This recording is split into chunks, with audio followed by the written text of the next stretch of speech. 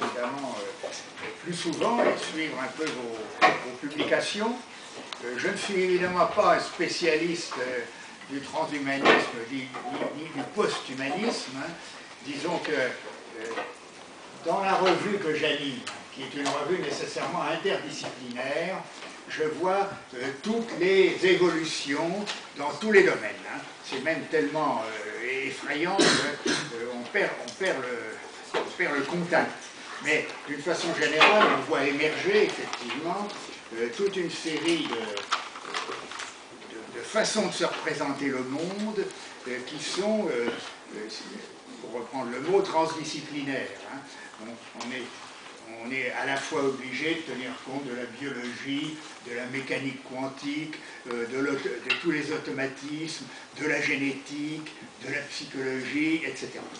Il va sans dire dans ces conditions que le transhumanisme, c'est nécessairement, je ne dirais pas un propos philosophique, mais c'est nécessairement une approche de type pratique. Hein. Quand on voit tout ce qu'on appelle les systèmes qui augmentent l'homme, enhancement, on se dit on est déjà dans le post-humain ou dans le transhumain. Je ne sais pas très bien la différence que vous faites entre l'un et l'autre, mais peu importe. Donc, j'ai été amené à faire un certain nombre d'hypothèses sur la façon dont ceci évoluait pour le comprendre, mais à titre personnel. Hein. Je ne suis pas du tout un scientifique et je suis encore moins un biologiste. Mais j'ai essayé quand même de me placer dans l'optique de l'évolution.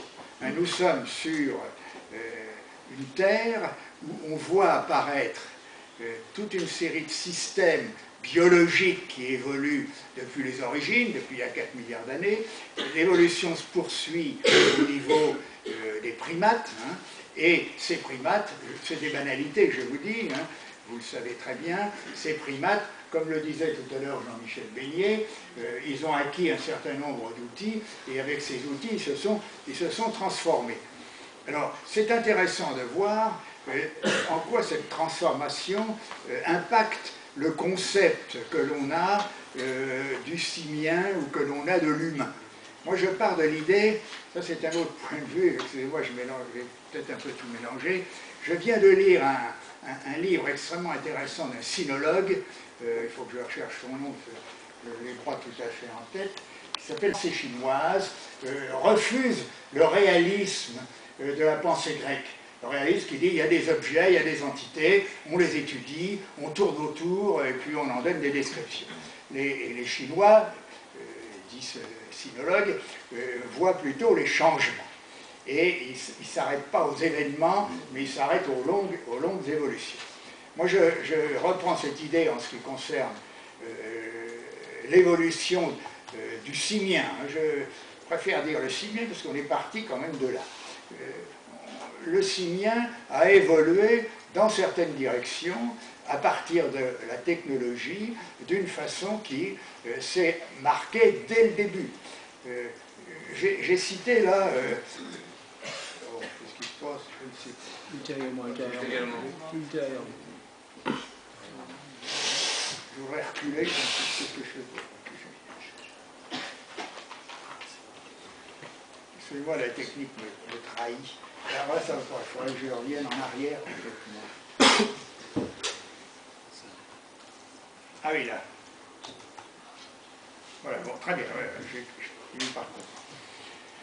Oui, on sait très bien que vous avez des primates qui, il y a 3, même avant, millions d'années, ont commencé à se mettre sur leurs pieds de derrière et à circuler. À ce moment-là, ils n'avaient pas d'outils, ou plutôt, ils n'avaient pas spécifiquement interagi avec des outils. Toute une série d'animaux utilisent les outils, notamment les corbeaux et bien d'autres, hein, mais ils ne les utilisent pas d'une façon telle qu'ils les incorporent à leur société et à leur corps. Avec les hommes, avec les préhumains, les hominiens, qui ont commencé à se déplacer sur les pattes de derrière, sur les jambes de derrière, et qui ont utilisé leurs mains pour utiliser d'une façon continue, ce coup-ci, des outils. Ça a commencé avec les Australopithèques, il y a 3 millions d'années. Je pars de l'idée, c'est une idée tout à fait banale, je pars de l'idée qu'on a eu une nouvelle stance dans l'évolution biologique qui s'est marqué depuis par l'explosion de l'humanité.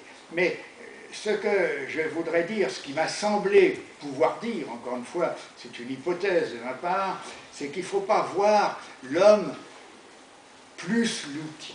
Je pense qu'il faut voir la synthèse, la symbiose de l'organisme biologique, y compris bien sûr sous ses formes humaines évoluées, et des organismes technologiques.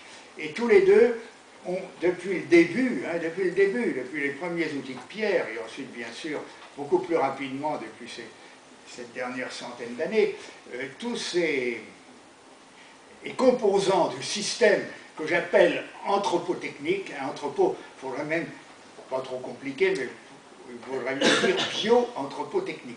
C'est-à-dire qu'on a le biologique, on a l'anthropologique, qui est tout ce qui est lié à notre culture, on a le technologique. Et je pars de l'idée que tout ceci s'est combiné depuis le début d'une façon qu'on ne peut plus distinguer.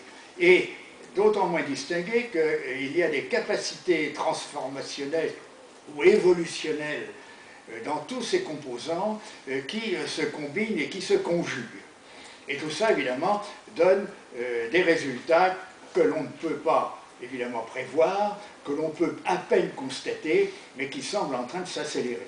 Alors j'évoque là à propos de l'Anthropocène, vous savez, on l'a dit, on est dans l'ère de l'Anthropocène, bien sûr, l'homme a changé le Miocène, mais moi je crois qu'il faudrait dès maintenant parler de l'Anthropotechnocène, parce que depuis 100 ans, et ça va être le problème du post-humain, on va rentrer dans une ère du post-humanisme anthropotechnique, qui va beaucoup modifier certainement l'évolution.